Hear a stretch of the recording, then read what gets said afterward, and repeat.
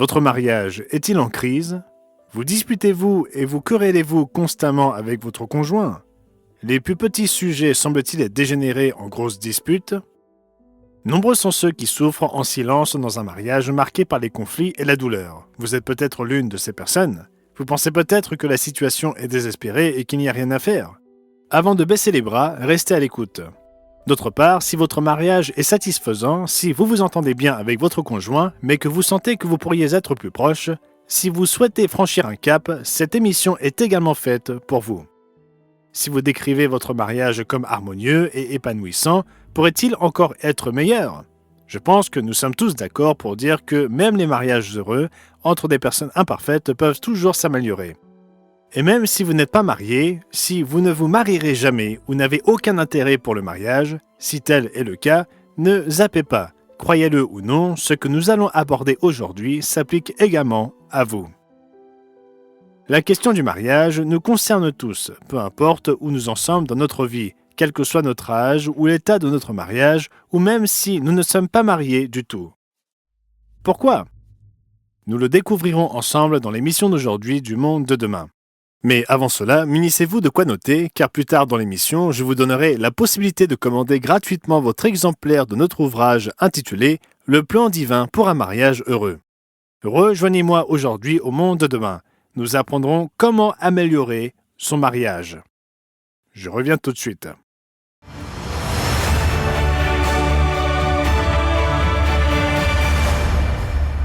Bienvenue au Monde de demain, où nous vous aidons à donner un sens à votre monde à travers les pages de la Bible. Le mariage est en crise. Jamais il n'a semblé aussi mal compris, mal appliqué, voire ridiculisé. L'institution elle-même subit une transformation dramatique sous nos yeux dans le monde moderne. Voyez ce que dit le site internet ourworldindata.org. Au cours des dernières décennies, l'institution du mariage a davantage changé qu'au cours des milliers d'années précédentes. Le pourcentage de personnes qui se marient est en baisse dans de nombreux pays du monde. Et en effet, lorsqu'on observe la baisse des taux de mariage dans le monde entier, c'est une tendance choquante et inquiétante, et extrêmement préoccupante car le mariage est l'un des fondements de la société. Mais d'où vient le mariage? Certains considèrent le mariage comme une invention humaine, quelque chose que nos ancêtres, il y a des milliers d'années, pensèrent être une bonne idée. Vous savez, l'image du mariage qui commence avec l'homme des cavernes ramenant la femme qu'il a choisie dans sa grotte pour en faire son épouse. Et le reste appartient à l'histoire. Est-ce vraiment ainsi que le mariage a commencé? La vérité, c'est que le mariage n'a pas été inventé par l'homme, mais par Dieu lui-même. Nous trouvons cela dans la Genèse, chapitre 2, verset 20. Et l'homme donna des noms à tout le bétail, aux oiseaux du ciel et à tous les animaux des champs. Mais pour l'homme, il ne trouva point d'aide semblable à lui. Alors l'Éternel Dieu fit tomber un profond sommeil sur l'homme, qui s'endormit. Il prit une de ses côtes et referma la chair à sa place. L'Éternel Dieu forma une femme de la côte qu'il avait prise de l'homme et il l'amena vers l'homme. Il s'agissait des premiers humains, et non de néandertaliens traînant leur compagne par les cheveux. Le mariage a été conçu pour créer un lien de confiance et de loyauté entre un homme et une femme qui se sont engagés l'un envers l'autre pour la vie. Il s'épanouit dans un climat de vertu, d'honnêteté et de transparence. Et il a été conçu pour devenir le tremplin pour élever des enfants qui grandissent en apprenant le respect et la décence de leurs parents. Imaginez une société où des milliers, voire des millions d'unités familiales sont bâties sur ce type de fondation stable et solide. Pensez aux avantages considérables pour la société dans son ensemble. Des adultes matures, équilibrés et honnêtes, fiables au travail et dans la communauté. Où ont-ils appris ces traits de caractère? Dans un foyer chrétien, auprès de parents qui ont bâti ensemble un mariage solide. Voyez-vous, tout commence à la maison, et l'environnement familial repose sur le mariage qui a été institué par Dieu. Alors, si vous voulez améliorer votre mariage, vous devez commencer par le commencement, et ce début est notre première clé aujourd'hui. Numéro 1, reconnaître que le mariage provient de Dieu. Ce point peut sembler simple, mais les conséquences sont profondes. Si nous reconnaissons que Dieu est l'auteur du mariage, cela signifie qu'il peut en définir les règles. Non, ce n'est pas un quelconque arrangement entre deux personnes qui s'aiment, quelle que soit leur définition de l'amour. Ce n'est pas l'union d'un homme avec un autre homme ou d'une femme avec une autre femme. Non, Dieu définit le mariage comme une alliance spéciale, à vie, entre un homme et une femme. Reconnaître que le mariage est une institution établie par Dieu détermine aussi ce qui constitue un comportement approprié au sein de cette relation. Tout comme Dieu a institué le mariage, Dieu a aussi institué la sexualité, et Dieu a conçu la sexualité pour qu'elle soit exclusivement réservée entre un homme et une femme dans le cadre de la relation conjugale. Remarquez ce que Jésus a dit dans Matthieu chapitre 5, versets 31 et 32. Il a été dit que celui qui répudie sa femme lui donne une lettre de divorce. Mais moi, je vous dis que celui qui répudie sa femme, sauf pour cause d'infidélité, l'expose à devenir adultère, et que celui qui épouse une femme répudiée commet un adultère. Le terme infidélité dans ce passage a été traduit du terme grec pornéa, lequel comprend l'adultère répété, un mode de vie marqué par l'infidélité. Et pornéa, d'où vient le mot pornographie, pourrait aussi certainement inclure une addiction à la pornographie si la personne refuse d'y renoncer. Reconnaître que Dieu a institué le mariage change tout. Cela signifie que nous nous tournons vers lui pour savoir comment mener notre vie, même dans notre relation la plus intime. Cela signifie que nous recherchons même sa perspective sur le divorce, comme le note Malachie 2 et au verset 16, « Car je hais la répudiation, dit l'Éternel, le Dieu d'Israël, et celui qui couvre de violence son vêtement, dit l'Éternel des armées. Prenez donc garde en votre esprit, et ne soyez pas infidèles. » Dieu déteste le divorce parce qu'il sait à quel point il nuit à la famille. Il veut nous aider à l'éviter. Alors, si vous voulez améliorer votre mariage, vous devez savoir par où commencer. Que votre mariage soit perturbé ou qu'il soit globalement heureux, mais qu'il pourrait être meilleur, nous avons une feuille de route pour l'améliorer. Tout commence par la reconnaissance de Dieu en tant que créateur. C'est lui qui l'a conçu, il sait comment le faire fonctionner au mieux. Quelle est la clé suivante? Numéro 2. S'engager envers son conjoint. Il fut un temps, même récent, où l'on pensait que le mariage l'était à vie. D'où venait cette idée? De la Bible. Dans Romains chapitre 7 et au verset 2, il est dit « Ainsi une femme mariée est liée par la loi à son mari tant qu'il est vivant, mais si le mari meurt, elle est dégagée de la loi qui l'a liée à son mari. » Il ne s'agit pas d'une idée créée par l'homme. Dieu a défini le mariage comme un engagement à vie, une alliance sacrée. Lorsque Jésus était sur terre, les Juifs l'interrogèrent sur le mariage, et plus particulièrement sur le divorce. Notez sa réponse dans Marc 10, versets 6 à 9. Mais au commencement de la création, Dieu fit l'homme et la femme. C'est pourquoi l'homme quittera son père et sa mère et s'attachera à sa femme, et les deux deviendront une seule chair. Que l'homme donc ne sépare pas ce que Dieu a joint. Mais aujourd'hui, les attentes sont très différentes. La mentalité trop souvent est la suivante. Je t'aimerai tant que tu m'aimeras. Ou encore, je resterai avec toi tant que mes besoins seront comblés. Certains cherchent à se libérer d'un mariage s'ils estiment ne plus aimer leur conjoint. Voyez-vous les failles de chacune de ces attitudes? Ils fixent une limite à l'engagement qu'ils ont pris. Avant d'aller plus loin, permettez-moi de m'expliquer. Le Christ dit qu'il y a des cas où la relation conjugale est irrémédiablement brisée. Le mal est fait et il est très difficile de le réparer. Comme nous l'avons déjà mentionné, l'un de ces cas est celui où l'un des partenaires est tombé dans l'immoralité sexuelle et ne se repent pas. C'est un motif valable de divorce. Un autre exemple se trouve dans les écrits de l'apôtre Paul. Il s'adresse aux chrétiens mariés à des non-croyants et dit dans 1 Corinthiens chapitre 7 et au verset 15 « Si le non-croyant se sépare, qu'il se sépare. Le frère ou la sœur ne sont pas liés dans ces cas-là. Dieu nous a appelés à vivre en paix. » En d'autres termes, il arrive que l'autre personne ait clairement fait savoir qu'elle n'a plus l'intention d'honorer son engagement conjugal. Malgré le temps, les conseils et la persévérance du partenaire engagé, l'autre personne en a fini. Peut-être abandonne-t-elle son conjoint ou sa conjointe, ou bien elle est terriblement violente.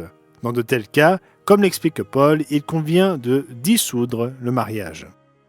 Mais en vérité, de nos jours, trop de mariages terminent en divorce simplement parce que deux personnes ne parviennent pas à s'entendre. Dans de nombreux cas, ces mariages pourraient être sauvés, voire améliorés, avec un peu plus de patience et de persévérance. Une étude fascinante menée au Royaume-Uni a été mentionnée par la Fondation pour le mariage en février 2017. La Fondation pour le mariage est une organisation britannique qui milite en faveur de politiques de soutien au mariage et à la famille. Voici ce qu'elle a découvert.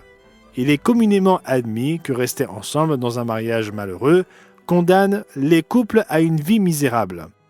C'est l'hypothèse la plus répandue, mais l'étude a montré que dans la plupart des cas, ce n'est tout simplement pas vrai.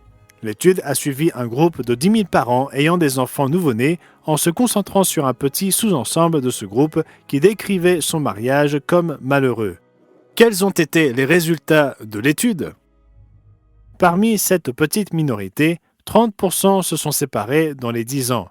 Parmi ceux qui sont restés ensemble, 2 tiers ont déclaré qu'ils étaient désormais heureux et seulement 7% étaient encore malheureux. Avez-vous compris? En d'autres termes, même si vous rencontrez des difficultés dans votre mariage, même si vous vous sentez malheureux, n'abandonnez pas. Vous traverserez parfois des périodes de stress et de difficultés intenses. La solution n'est généralement pas d'abandonner, mais de travailler ensemble, d'apprendre de ses erreurs et d'essayer de comprendre ce que vous-même faites mal personnellement et de persévérer. Dans la plupart des cas, la situation s'améliorera. Ce qui nous amène à l'objet de cette section, s'engager envers son conjoint. Si nous nous engageons dans le mariage avec un plan pour s'en sortir, si le divorce est une option en cas de difficulté, alors il est plus probable qu'un jour nous ayons recours à cette option.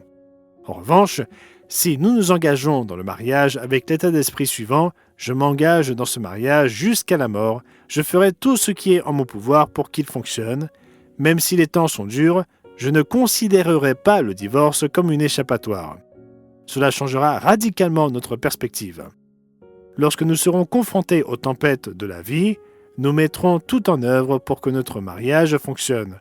Nous redoublerons d'efforts, nous ferons appel à un conseiller conjugal, nous ferons preuve d'humilité et essayerons de trouver des solutions ensemble.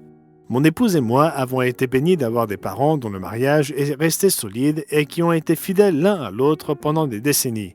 Ils nous ont donné de bons exemples, mais nous avons aussi beaucoup d'amis qui n'ont pas eu ce même privilège. Pourtant, je sais que certains de nos amis, dans leur propre mariage, se sont fixés comme objectif spécifique et déterminés de ne pas suivre le même chemin que leurs parents. Ils ne veulent même pas envisager que le divorce soit une option.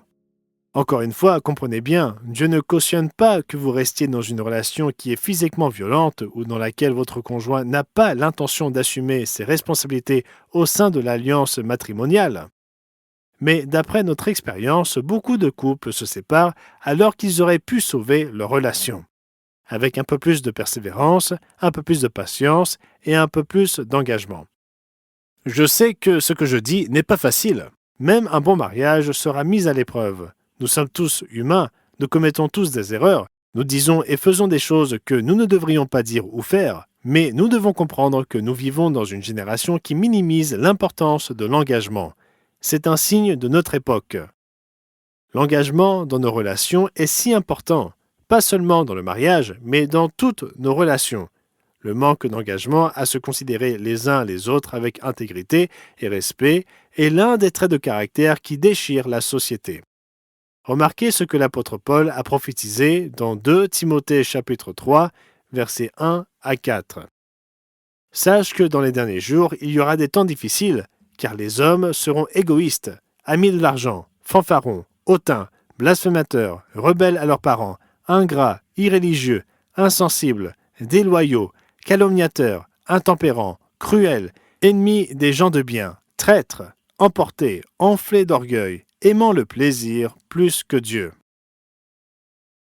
Ce que Paul décrit, c'est un monde où le plus grand engagement des hommes est envers eux-mêmes, la satisfaction de leurs désirs. C'est ce qui décrit trop souvent notre monde actuel. Nous devons donc redoubler d'efforts pour apprendre à nous engager envers notre conjoint. Cela nous amène à la clé suivante. Numéro 3. Donner 100%. Lors d'un mariage traditionnel en Occident, c'est le père qui offre la mariée. C'est un moment émouvant lorsque le père accompagne dans l'allée la jeune femme qu'il a élevée alors qu'elle entre dans une nouvelle phase de sa vie avec son futur mari. Le lien entre un père et sa fille est très spécial. Et c'est un moment unique lorsqu'il la conduit à l'hôtel pour la confier à son futur mari. Mais trop de gens ne comprennent pas qu'après le mariage, ils doivent se donner l'un à l'autre pleinement. En tant que mari ou épouse, ils doivent s'engager dans le mariage non pas avec un état d'esprit égoïste, mais plutôt avec l'attitude de se donner à 100% à leur conjoint. Remarquez la déclaration de Paul citant Jésus dans Acte 20 et au verset 35. Et se rappeler les paroles du Seigneur qui a dit lui-même « Il y a plus de bonheur à donner qu'à recevoir ». Lorsque nous comprenons cela et que nous l'appliquons, nous créons une dynamique puissante qui peut revitaliser même un mariage en difficulté. Même un mariage qui a traversé une mauvaise passe, c'est un antidote. Le mariage consiste à se donner à 100% et non à exiger ce dont on a besoin. Certains ont décrit le mariage comme une proposition 50-50. Si vous donnez 50% et que votre partenaire donne 50%, vous vous rencontrerez au milieu. Dans la pratique, cela ne fonctionne pas. Que se passe-t-il dans une relation 50-50 ? Eh bien, nous donnons tous les deux jusqu'à un certain point, puis nous nous arrêtons et nous attendons de l'autre personne qu'elle nous rejoigne. C'est le problème d'un mariage 50-50. C'est comme si deux personnes se tenaient aux deux extrémités d'un pont inachevé enjambant une rivière. Les deux personnes se tiennent sur les bords, regardant le gouffre qui les sépare, se demandant pourquoi l'autre personne n'en fait pas plus. Et pendant ce temps, le gouffre qui les sépare semble s'élargir de plus en plus. Cela décrit-il parfois votre expérience ? Permettez-moi de vous présenter un meilleur modèle. Il s'agit d'un modèle dans lequel chaque personne se donne à 100%. Cela signifie que je donne 100%, quoi que fasse mon conjoint. Je vais donner même si je n'en ai pas envie, et même si pour l'instant j'ai l'impression que l'autre personne ne le mérite pas. L'apôtre Paul l'explique dans Éphésiens 5 et au verset 33. Du reste, que chacun de vous aime sa femme comme lui-même et que la femme respecte son mari. Paul ne dit pas « Mari, aimez votre femme si elle vous aime en retour ». Et pourtant, trop souvent, c'est ainsi que nous agissons en tant que mari. Si nous ne nous sentons pas aimés, pourquoi devrions-nous nous sacrifier davantage ? Si elle se montre désagréable ou critique, pourquoi devrais-je essayer d'être patient et aimant ?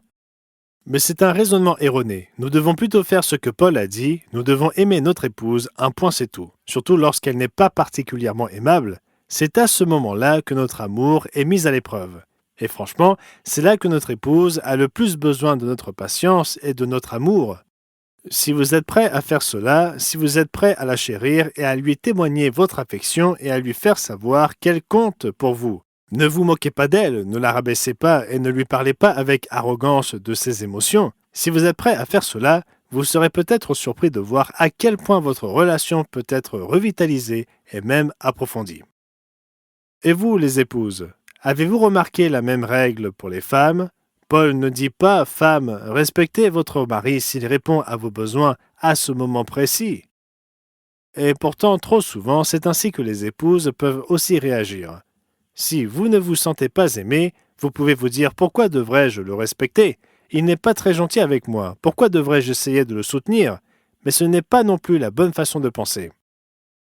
Vous devez plutôt faire ce que Paul a dit « Respectez votre mari. Un point, c'est tout. » Surtout lorsqu'il n'est pas dans son assiette, c'est à ce moment-là que votre patience est mise à l'épreuve, et c'est là qu'il a le plus besoin de votre respect et de votre soutien.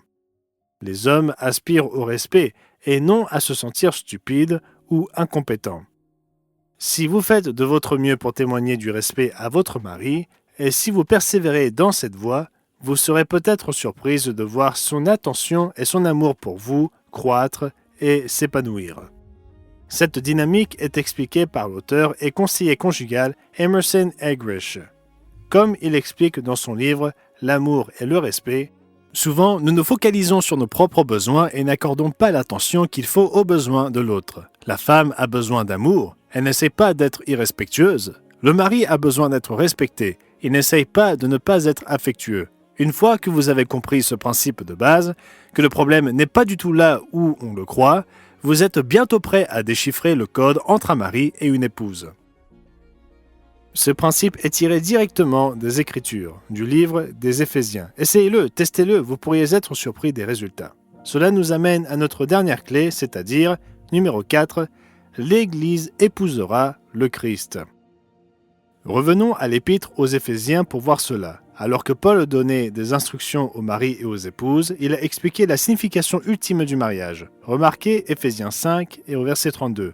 Ce mystère est grand, je dis cela par rapport à Christ et à l'Église. Voyez-vous, le mariage n'a pas seulement été conçu pour créer des relations stables et solides au sein du foyer, il sert en fait de modèle pour nous aider à comprendre notre relation avec le Christ. Le dessein de Dieu, c'est que nous, fidèles serviteurs de Dieu, puissions faire partie de l'épouse du Christ pour l'épouser à son retour. Cela est expliqué dans Apocalypse 19, versets 7 et 8.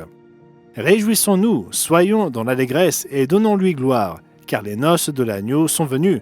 Son épouse s'est préparée, et il lui a été donné de se revêtir d'un fin lin éclatant, pur, car le fin lin, ce sont les œuvres justes des saints. Le mariage ne sert pas seulement à fonder une bonne famille ici et maintenant, il sert de feuille de route pour nous permettre d'accomplir notre destinée, qui est de faire partie du royaume de Dieu et d'épouser le Christ. Dieu institua le mariage, et pas seulement comme une institution physique, mais comme le reflet de notre relation avec notre Sauveur. Nous devons nous engager envers lui en tant que Dieu vivant et aimant, et nous devons donner notre vie entièrement à Dieu et au Christ dans une totale et humble obéissance. De plus, si nous sommes des chrétiens fidèles dans cette vie, nous aurons l'opportunité de participer au gouvernement des nations sous l'autorité du Christ au cours du millénium. À cette époque, d'innombrables millions d'hommes et de femmes auront besoin d'apprendre à vivre une vie selon Dieu et épanouie. Les êtres humains qui survivront à la tribulation et au jour de l'Éternel et qui entreront dans l'époque glorieuse du millénium en tant qu'êtres humains découvriront, souvent pour la première fois, ce que signifie s'aimer vraiment les uns les autres, et en plus aimer leur conjoint. Des mariages meilleurs et plus épanouis seront la marque du règne millénaire du Christ, et vous et moi serons là pour aider le Christ à faire de cette vision une réalité.